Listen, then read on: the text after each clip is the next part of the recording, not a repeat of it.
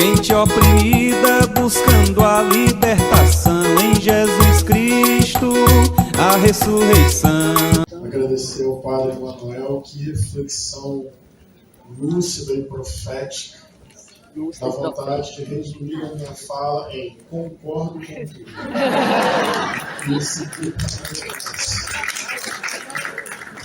alívio, que alegria para o nosso coração. Mas vou arriscar então alguma contribuição, pedir ao Espírito Santo e a vocês que me ajudem com o tempo, para eu fazer certinho aqui nos 20 minutos. Bem, nós estamos vivendo um momento que eu vou caracterizar como decadência de uma democracia frágil.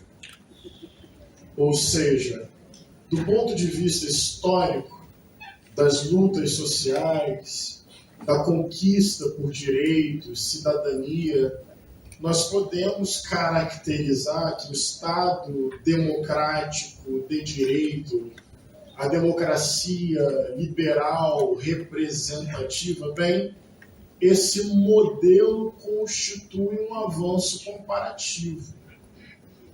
Mas esse modelo é extremamente contraditório, frágil e insuficiente.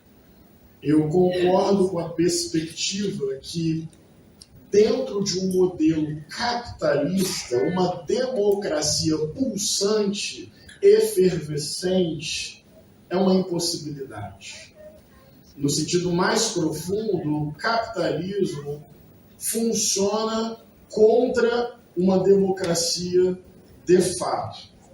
Mas o diagnóstico que eu estou compartilhando com vocês é que este modelo frágil, insuficiente e contraditório está também desmantelando.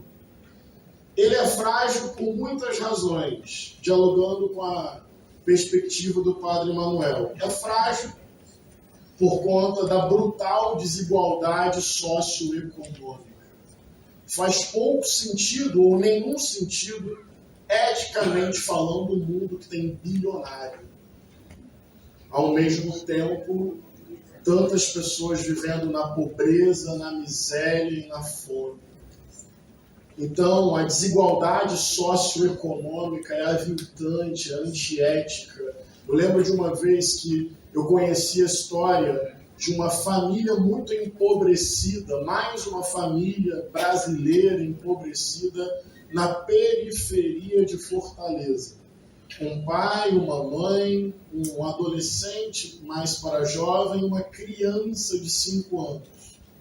E o sonho da criança, a projeção de futuro dela era: quero ser adulto.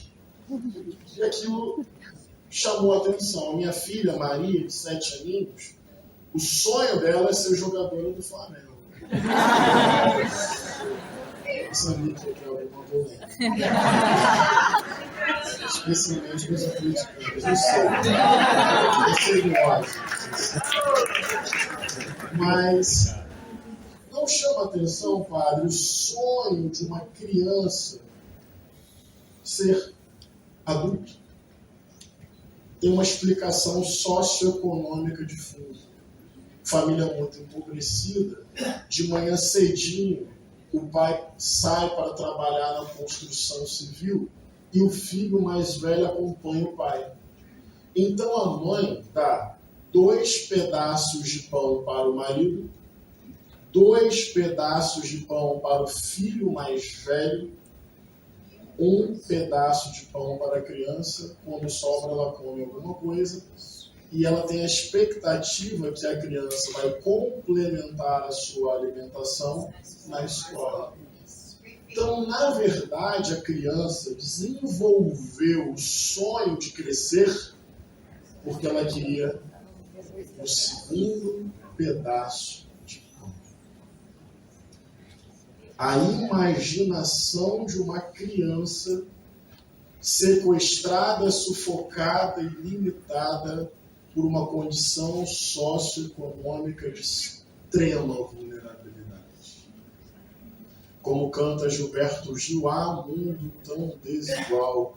De um lado este carnaval, do outro a fome total. Como falar em democracia pulsante diante da desigualdade socioeconômica, da financeirização da economia, da produção permanente, da pobreza, da miséria e da fome, o desmantelamento de políticas públicas por uma lógica neoliberal. Então, é uma democracia frágil. Poderia falar sobre o racismo como um elemento limitador da democracia. Se o Brasil fosse uma pessoa, o tempo de vida, como um todo, teria mais tempo de escravização sobre o povo negro do que sem. E a abolição se deu por meio de muita luta, mas preocupada em reparar as perdas econômicas dos escravocratas do que fazer uma inclusão de fato dos escravizados. E a ferida está aberta até hoje. A cada 23 minutos, um jovem negro é executado. Quando eu acabar essa fala, mais um foi vítima da violência do Estado nesse país. E o racismo mata objetivamente e mata simbolicamente. Porque primeiro ele produz a desumanidade, para depois autorizar coletivamente a eliminação. Porque esse dado deveria parar o país. Por que não para? Porque o racismo é um processo que mata e também é um processo que naturaliza, justifica ou até deseja esta morte. Como falar em democracia pulsante com a ferida aberta do racismo?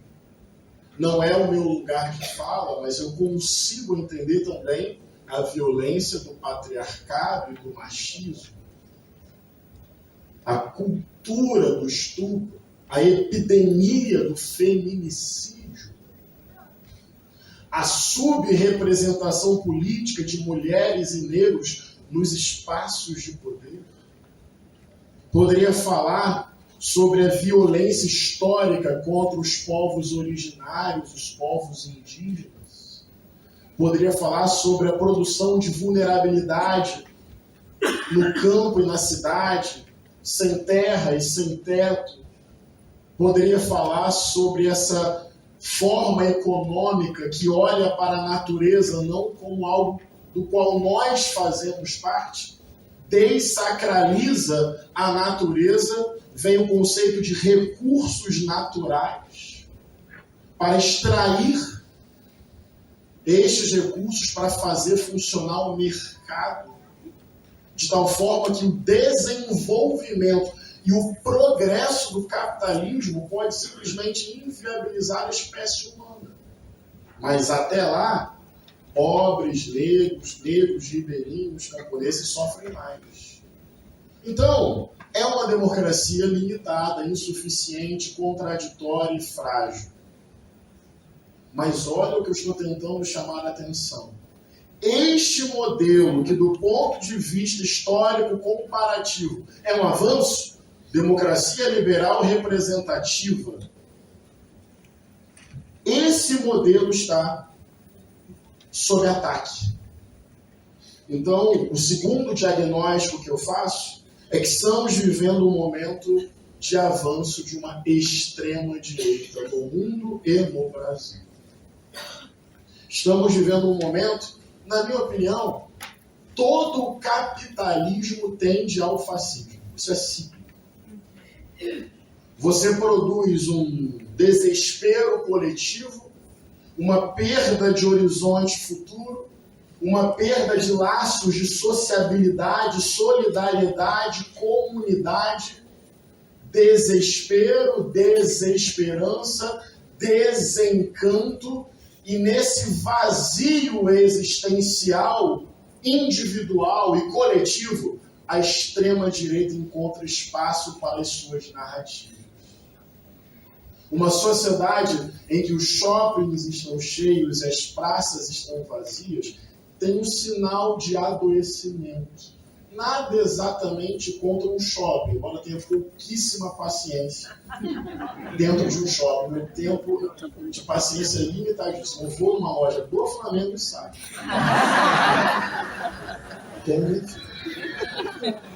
Mas parece, padre, que até a nossa sociabilidade está mediada por luzes, produtos, mercadorias e consumo.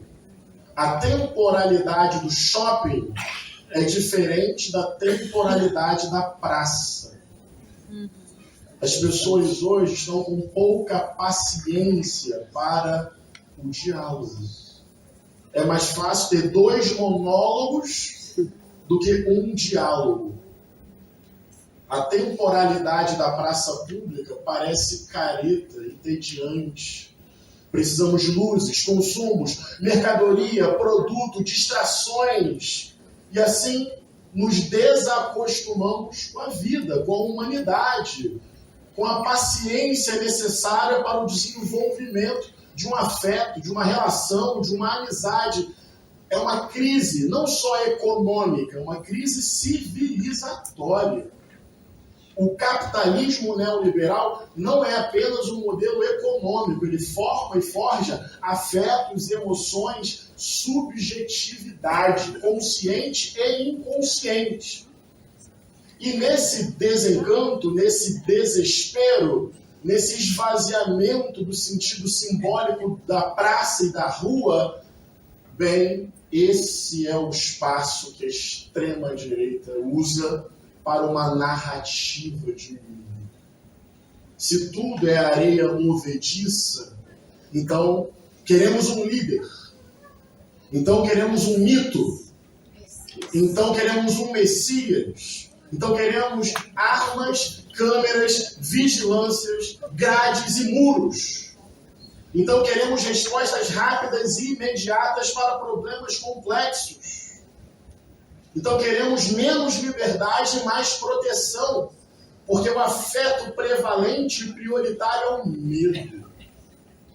Tem uma indústria do medo, um mercado do medo, uma política do medo. Diante do medo eu abro mão da minha liberdade. Diante do medo eu prefiro que um líder decida por mim. Diante do medo eu não quero o encontro e o diálogo. Me vê uma arma para proteger minha família, meu patrimônio. Diante do medo, o outro é o homem de mal, ou do mal, e eu sou o cidadão de bem. Deu para entender? A extrema-direita cresce nesse vazio produzido por um capitalismo neoliberal. Só dizer que esse Messias que você falou aí precisa ser clareado. Sim, verdade. É um Messias branco, masculino, bélico, general. E olhos azuis. E provavelmente preso.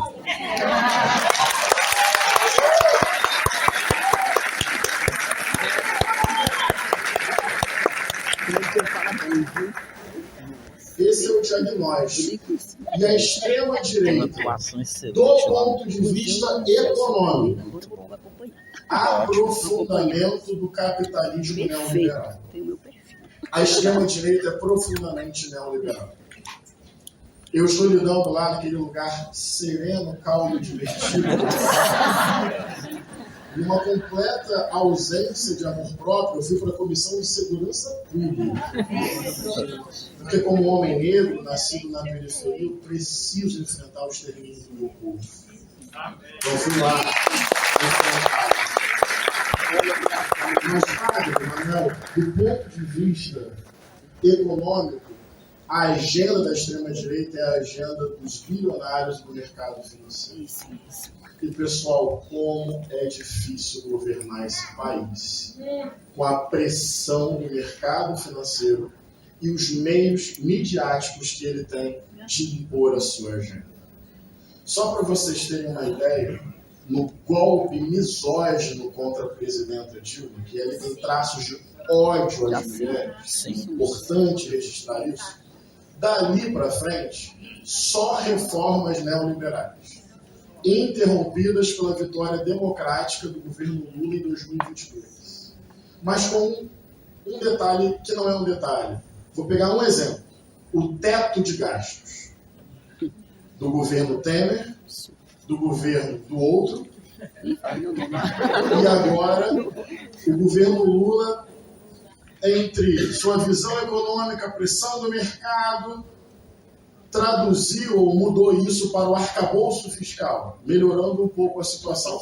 Mas só para vocês terem uma ideia, o teto de gastos, que é a agenda do mercado financeiro, basicamente segura a ampliação, ou limita, ou impede a ampliação de quê? Investimento público. Então, o PIB, Produto Interno Bruto, pode até crescer, mas o Estado não pode aumentar o seu investimento público, só pode corrigir por meio da inflação. Significa, com o passar do tempo, que o Estado, como garantidor de direitos, de políticas públicas e serviços públicos, vai diminuindo e abrindo espaço para o mercado, para o setor privado. O governo Lula enfrentou isso e criou o arcabouço fiscal que permite o avanço de investimento público numa banda, numa variação de 0,6% até 2,5% da variação da receita do ano anterior. Ou seja, resumindo, um pouco de investimento a mais todo ano. No máximo 2,5%. Lula 1 e Lula 2, sabe qual era a margem de investimento público? 10%. Caindo para 2,5%. Significa pressão no mercado, agenda neoliberal.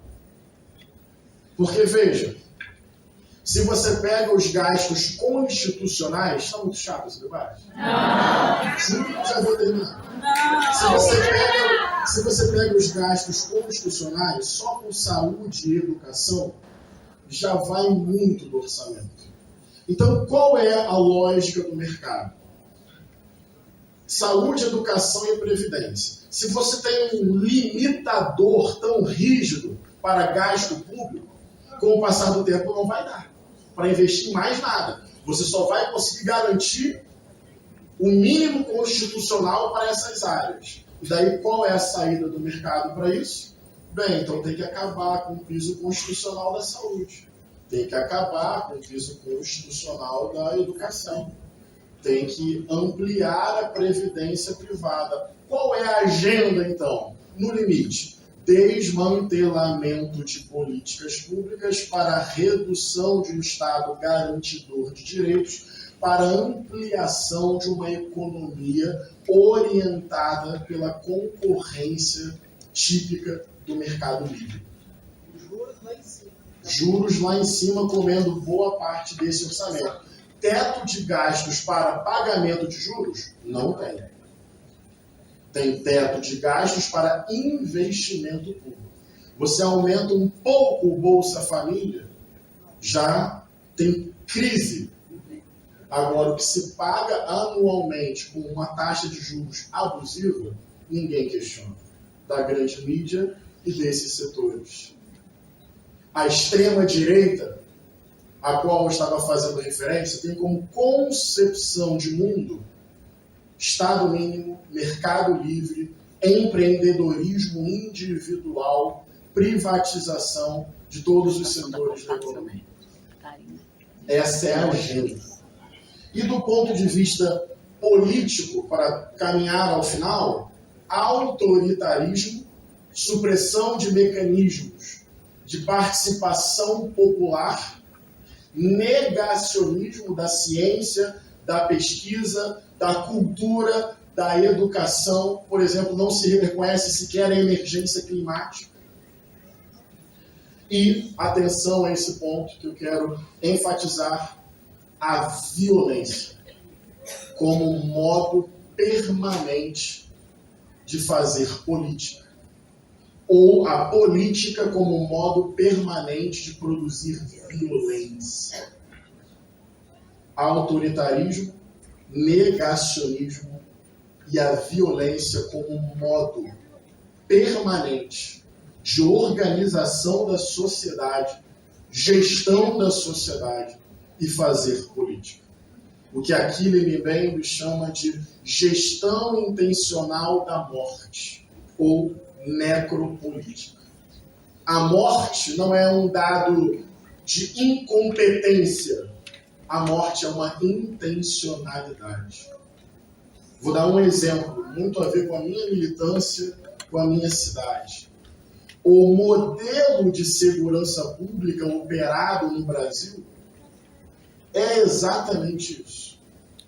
A eliminação permanente de corpos descartáveis para esse modelo por meio do encarceramento em massa ou da letalidade policial.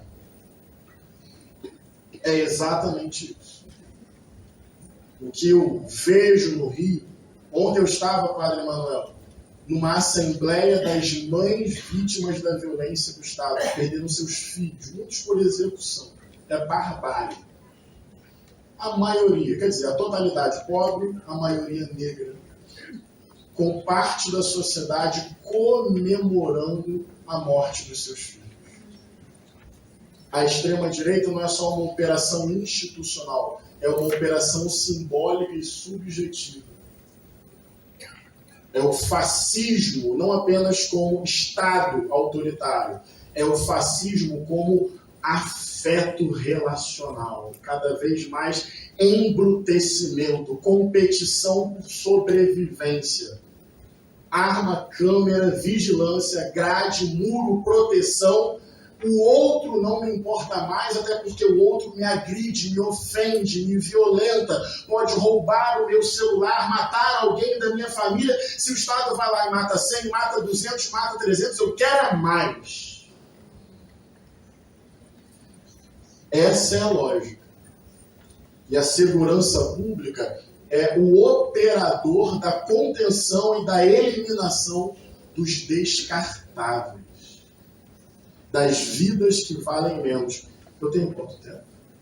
Eu não falo isso. 10 minutos. Eu quero, não, sério, porque eu quero ser zeloso para a polifonia, o rodar da fala. E vou caminhar para o final. Eu lembro de uma matéria de jornal lá no Rio de Janeiro, que foi assim: tiroteio a noite inteira no Pavãozinho. Explico. É um complexo de favelas que fica entre Copacabana e Ipanema, 2 bairros mais elitizados da minha cidade. Pegaram o título: tiroteio a noite inteira no Pavãozinho. Subtítulo da matéria: vizinhos não conseguiram dormir. Com isso, olha que complexo, eu nem estou deslegitimando o medo do vizinho. É um medo que eu poderia e posso dialogar. Tiroteio na favela, tenho medo que algo aconteça comigo. Beleza, não vou deslegitimar esse medo. Mas o que está errado nessa matéria? Calma aí. Se o vizinho que mora no asfalto está sentindo medo, imagina quem está na favela. Mas isso não é uma matéria de jornal. Isso é Brasil. Isso não é exceção. É regra. Nós estamos acompanhando o caso da chacina que aconteceu semana passada na minha cidade, uma faxineira chamada Gabriela. Ela estava em casa com uma outra mulher, um adolescente e algumas crianças. A polícia invadiu a casa dela. E um outro debate, vocês podem me convidar para voltar aqui para falar sobre segurança pública, que é a minha área de pesquisa, militância e especialidade. Só existe crime organizado porque tem setores corruptos da polícia e da política que alimentam o crime organizado. É isso mesmo. Armas e munições não nascem da favela. Mas isso é um outro debate. Bem, entra na casa dela. É uma prática comum, Padre Manuel, entre moradores de favela, diante de abordagens policiais, fazer o quê? Filmar. Até como um mecanismo de proteção. Então ela começou a fazer uma live da invasão da casa dela e a amiga dela filmando ela fazendo a live. 2 mecanismos ali de proteção. Esta mulher foi presa e a caracterização do Ministério Público foi associação ao tráfico. Porque a leitura foi que a filmagem dela estava expondo os policiais e ajudando o crime organizado a encontrá-los. Uma faxineira, tentando dizer, e ela grita no vídeo, sou moradora. No exercício da sua proteção, acaba presa por associação ao tráfico. Imagina isso no Leblon, na Vila Solta, em Ipanema, ou aqui na rua mais cara de Belo Horizonte. Ela foi até liberada, estamos aguardando agora se o promotor vai ou não oferecer denúncia. Mas lá está escrito associação ao tráfico. Eu lembro, em 2018, que eu acompanhei isso, gente, é quase toda semana, a morte de uma criança chamada Maria Eduarda, 10 anos de idade, dentro da escola. Tiroteio, polícia, traficante, guerra às drogas, entre aspas. A criançada entra no prédio, a Duda, uma das últimas a entrar, é alvejada nas costas. E a dona Rose, a sua mãe, recebe a ligação que nenhuma mulher, nenhuma mãe, ninguém deveria receber. Sua filha foi assassinada dentro da escola. No dia seguinte, tinha fake news associando uma menina de 10 anos ao tráfico, dizendo que ela era namorada de traficante e que por isso mereceu morrer. Isso está errado em tantos níveis. Primeiro, porque é mentira. Segundo, porque se fosse verdade, no que justificaria sua morte? Entendeu? Que o racismo, o elitismo, não apenas, entre aspas, mata, mas naturaliza esta morte para que ela se torne aceitável ou desejável? Bem, o que é a extrema-direita? A radicalização desse caso numa escala geral. É o embrutecimento. É a política como gestora da morte. Da morte de quem? Dos sobrantes. Sobrantes de quê? Da cidadania da branquitude patriarcal neoliberal. Isso é extrema-direita. E agora, nesse último domingo, o que fazer? Só isso que fazer. Eu queria propor que a gente transitasse firme e corajosamente da democracia do sofá para a democracia da rua. No sofá, você assiste e torce. Tomara que o governo dê certo. Tomara que Lula acerte. Tomara que ganhe o que vem. Tomara que é individual, individualista, privado, olhando, assistindo e torcendo. E muitas vezes governos progressistas contribuíram para isso, dizendo, não critica muito, só torce.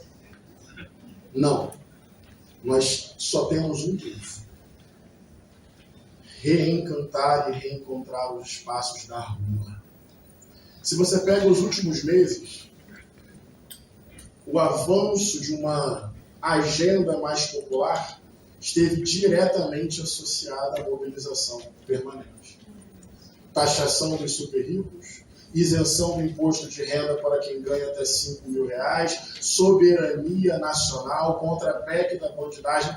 Quanto mais isso ganhar a padaria, o açougue, a igreja, o terreiro, a esquina, mais trunfos nós temos para fazer avançar uma pauta de democracia, de soberania, de distribuição de renda. Sem esse elemento povo organizado, só conciliação por cima, institucionalidade, terno, gravata, cafezinho, conversa aqui, conversa lá, a extrema-direita vai levar. Nosso trunfo não é o sofá. Nosso trunfo é a rua. E eu termino com 2 citações bíblicas. A primeira, a multiplicação dos pães e dos peixes. Já ouviram falar? Não. Eu creio no poder dos milagres de Jesus. Quem venceu a morte vence qualquer coisa. Mas eu aprendi uma leitura muito curiosa sobre esse texto, talvez vocês conheçam. Povo triste, faminto.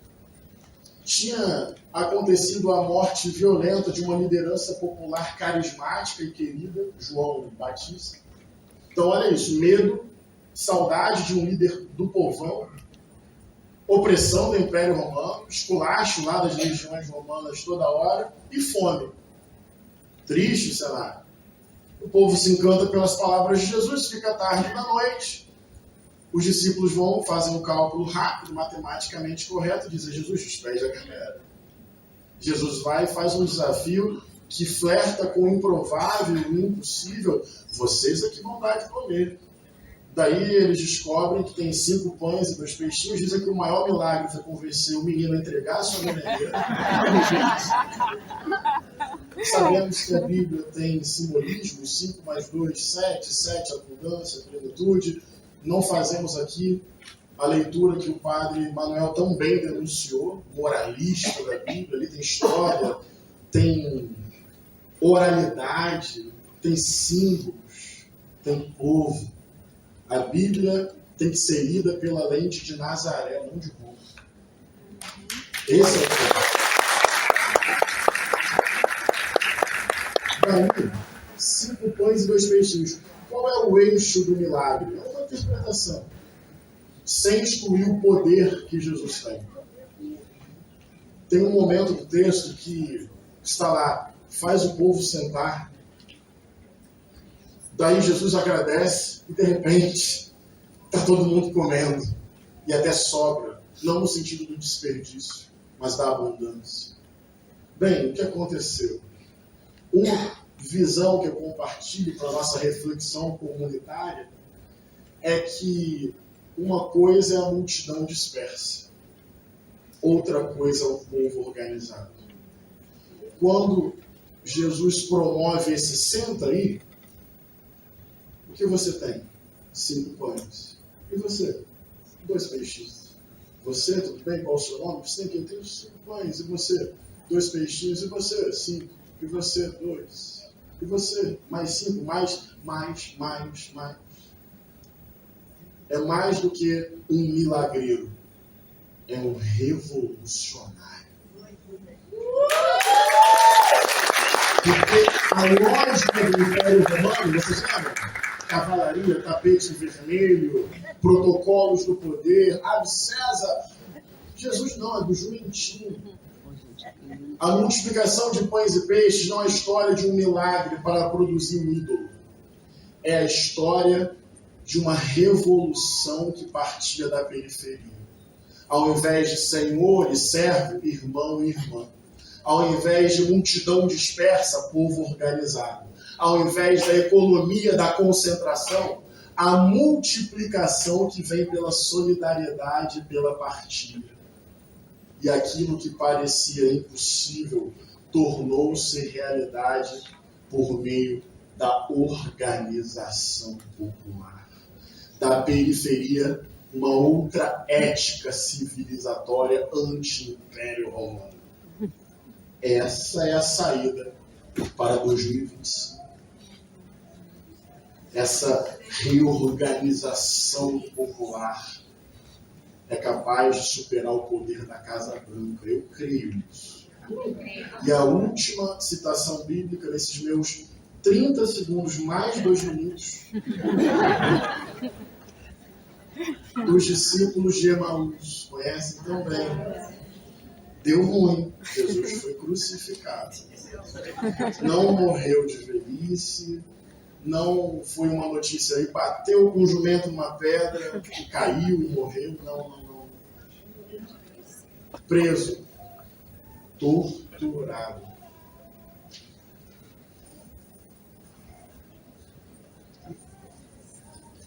Herege para os sacerdotes, subversivo para as autoridades, abandonado por muitos, já não era mais tão popular. Se fizesse uma postagem, no máximo 2 curtidas. Parte do povo que ele tanto amava, comemorando a sua morte.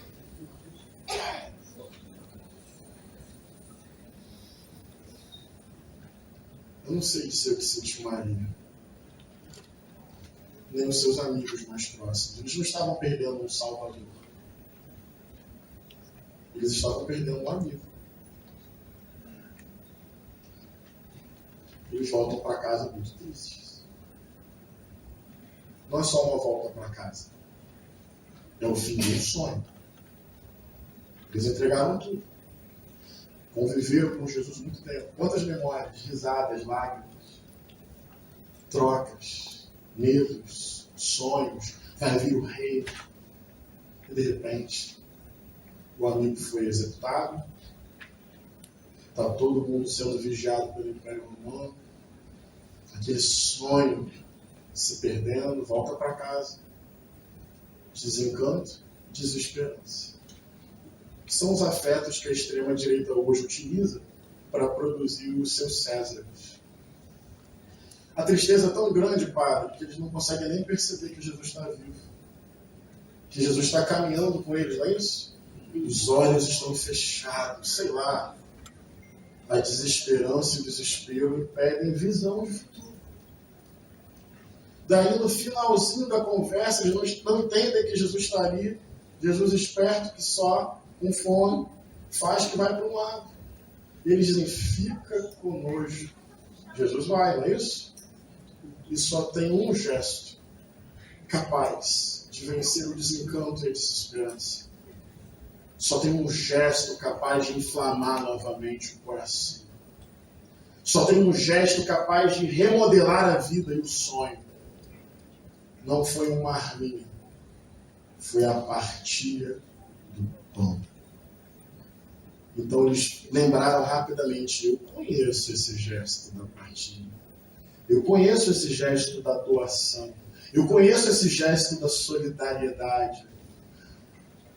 Ele está vivo. E sabe o que acontece? E eu termino com isso.